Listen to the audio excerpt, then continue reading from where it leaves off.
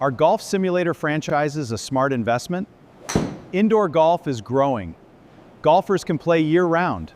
Facilities can generate revenue from simulator rentals, memberships, instruction, leagues, events, food and beverages.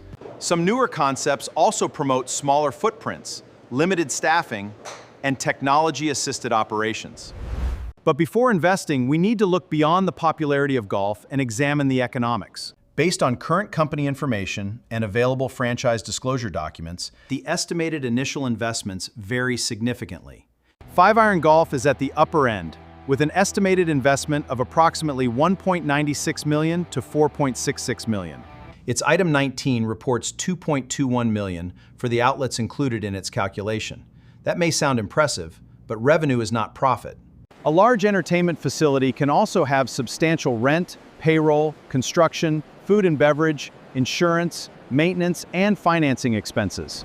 X-Golf currently estimates an investment of approximately $993 to $1.9 million. Item 19 provides sales information across a larger group of locations, but the disclosure does not give us a simple, system-wide profit figure. Without complete operating expenses, we cannot calculate a dependable return on investment. The Back 9 presents a lower-cost model, with an estimated investment of approximately $276,000 to $604,000. However, the current FDD information I reviewed does not include an Item 19 financial performance representation.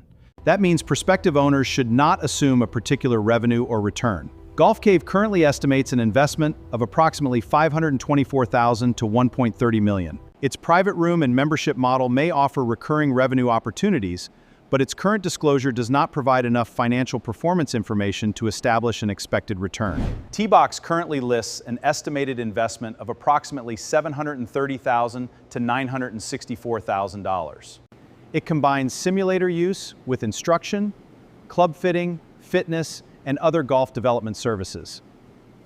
Its financial performance information should be examined carefully, including how many locations were included, how long they operated, and whether the results came from company-owned or franchise locations. Another 9 currently estimates an investment of approximately $310,000 to $797,000.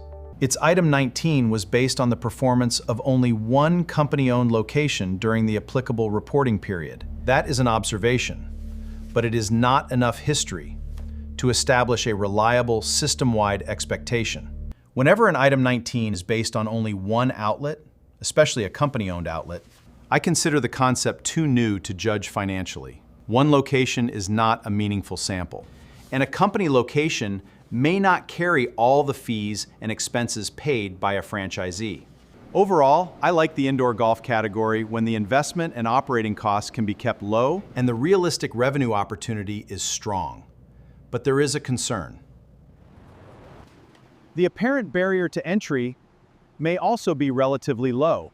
These franchises will not compete only with other golf simulator franchises. They may compete with independent operators, non-franchise chains, country clubs, teaching professionals, and simulators installed inside complementary businesses that already have locations, customers, and infrastructure. That puts more weight on the franchise value proposition. What is the franchisor providing that creates an economic or operating advantage you could not reasonably reproduce independently? The brand, technology, purchasing relationships, continuing support must collectively justify the initial franchise fee and ongoing royalties.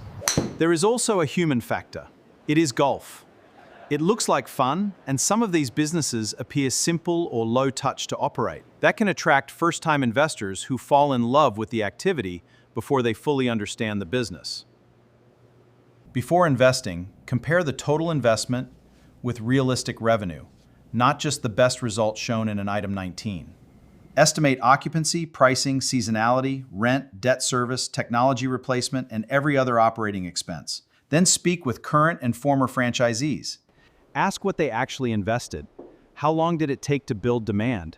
Did the franchisor's support create a measurable advantage? With more than 40 years in franchising and CFE and CFC credentials, I help candidates organize that investigation and learn how to conduct effective franchisee validation. I am not an attorney or CPA. This information is educational and is not legal, financial, tax, or investment advice. All figures should be reconfirmed against each brand's current franchise disclosure document before publication or making an investment decision.